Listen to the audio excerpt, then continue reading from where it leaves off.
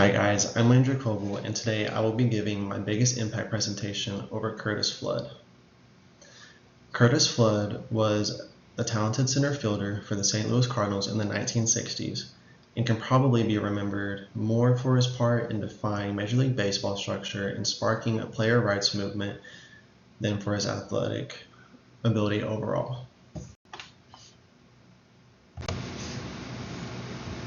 His background. His full name is Curtis Charles Flood, and he was born in Houston, Texas in 1938, but spent most of his childhood growing up in Oakland, California. When he was 2 years old, his whole family relocated to Oakland to escape the South's common discrimination.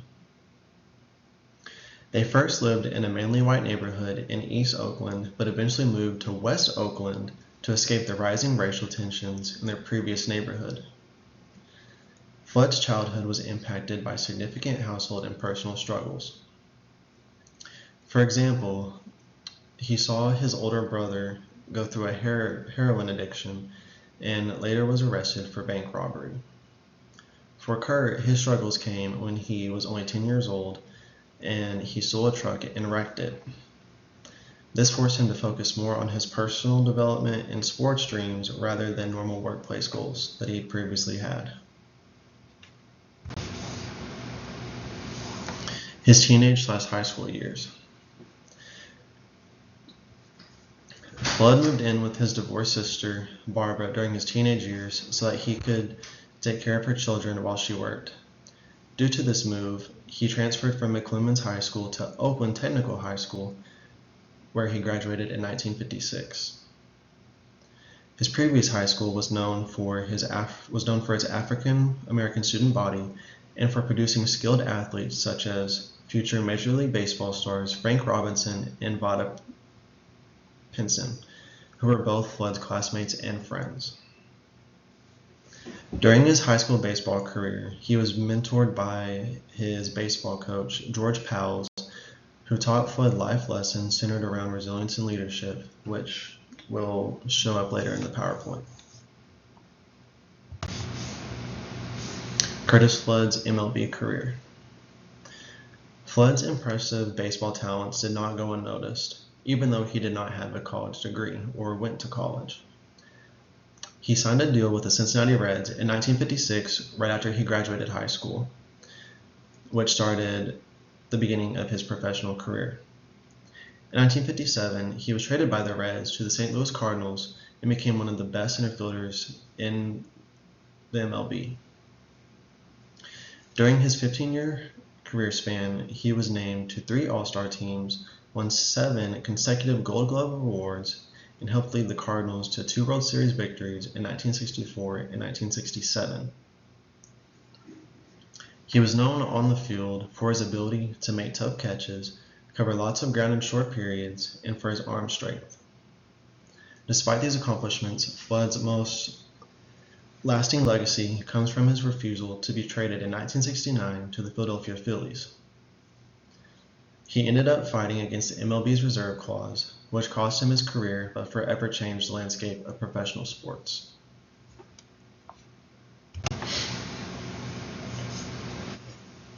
The Civil Rights Era. Flood's movement came during a period of high social conflict and revolution in the United States. The late 1960s saw the Civil Rights Movement, where large protests against the Vietnam War and growing demands for racial and economic equality overcame America.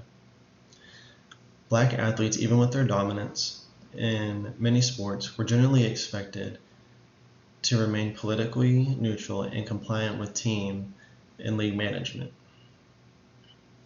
Flood, who was a black man in a predominantly white league, was unfortunately not a stranger to racism and the expectation to be silent. During his career, he encountered racial abuse from fans, segregated accommodation during spring training, and the constant invisibility of black voices within the baseball community or baseball business. The labor structure of the MLB at the time also added to the gap. The reserve clause forced an unfair tie between players and their teams, allowing owners to trade, lower salaries, or release their players without consent. Players were basically property of each MLB team, and they didn't have any freedom of movement or any contract rights.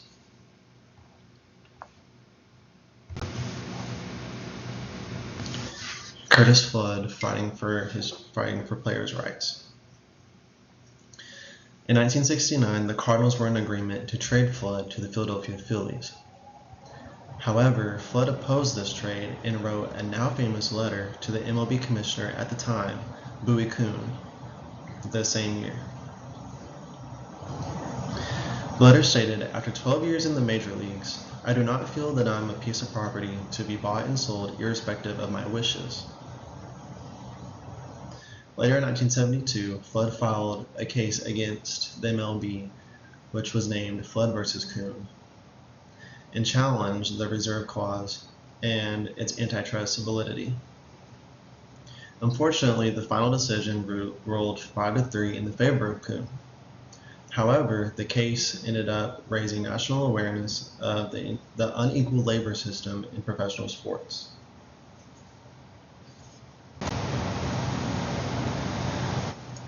The positivity of the movement. Curtis Flood's movement spread positivity throughout all professional leagues in America. He helped reshape the relationship between athletes and management, allowing players to have rights and fair process of trading. In 1975, MLB pitchers Andy Messersmith and Dave McNally won a hearing that tore apart the reserve clause and started the era of free agency. Even though Flood did not win his case, he still was able to spark the movement that allowed Andy and Dave to win their hearings. Today's athletes have much more freedom in terms of where they play, negotiating contracts with higher salaries, and voicing their public concerns, all thanks to Curtis Flood. For example, the case impacted athlete activism in Muhammad Ali's response to the Vietnam War during the Civil Rights era, and Colin Kaepernick's protest against police brutality in the National Football League. The resistance to the clause can also be seen with labor movements in various industries, particularly the ones campaigning for the rights of underrepresented employees.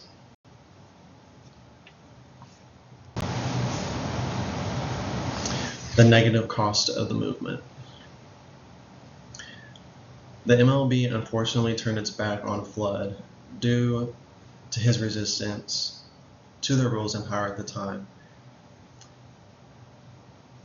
He was also forced to retire from baseball and leave his athletic abilities at the feet of the MLB. He received little public support after his retirement and was labeled as a troublemaker by the majority of the baseball community. The backlash from society caused him to struggle psychologically towards the end of his life. Curtis Flood's post-career struggles. After his baseball career was over, Flood struggled with depression, financial struggles, and the poor impression of being a troublemaker. His depression caused him to begin drinking, and later down the road saw his life come to an end to throat cancer in 1997. During this time of struggle, he was still unfortunately on the dark side of receiving recognition for his movement and wasn't acknowledged until after his life ended. Curtis Flood's impact on sports. All in all, Curtis Flood left major impacts in the professional world of sports. The foundation for free agency and contracts was established by his movement. Players, analysts, and historians have recently spoken up about Flood's bravery and legacy, and that he should be inducted into the Baseball Hall of Fame. His challenge to the reserve clause altered the current sports industry.